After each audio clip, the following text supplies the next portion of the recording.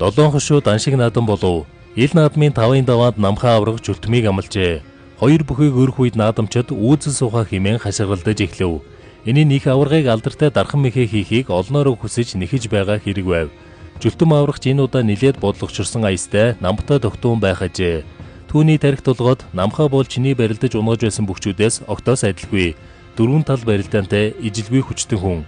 10 засагт барилсан шигээ омгорхож байж аврагын дархан мэхэнд орж бэртчихв гэж хамаатны ах хүрээсэд Пунцаг цэрэнгийн хэлсэн үг байн орж ирж байв.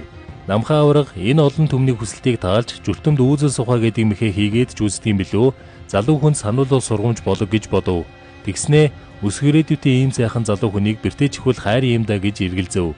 Тэгтэл жүлтэм шагаан дээр нь барьцгүй цохиж товшоотхов.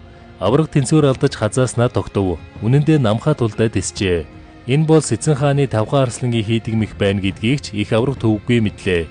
Энэ мөчтөл ер нь үүзэл сухаа гэдэг дархан мэхээ хийгээд үзье гэсэн шийдэмгий бодол намхай дөрөв. Авраг жүлтмийн өрөөсөн гарыг 2 гардан шуурч аваад гут татаж ирэнгүүтээ 2 тохоог нь маш хүчтэй сүхэн алгадав. Энэ мөчөд жүлтэм газраас тохоо илүү хэртэй хөөрч хөнд ирэхэд намхаа авраг яахыг хэн зургуу харцагдаж дэврээд дарчихлаа. Ил агшин жүлтмийн уруул нь язав хийж шүдэн ивгүй ярзаагаад гидргээ суучхав.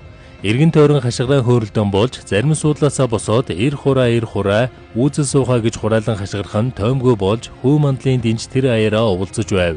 Жүлтэм хүлцэнгүүгээр тахмаа өгөөд баг зэрэг догонцсон эмзэглсээр бүхийн асарт эргэн очив.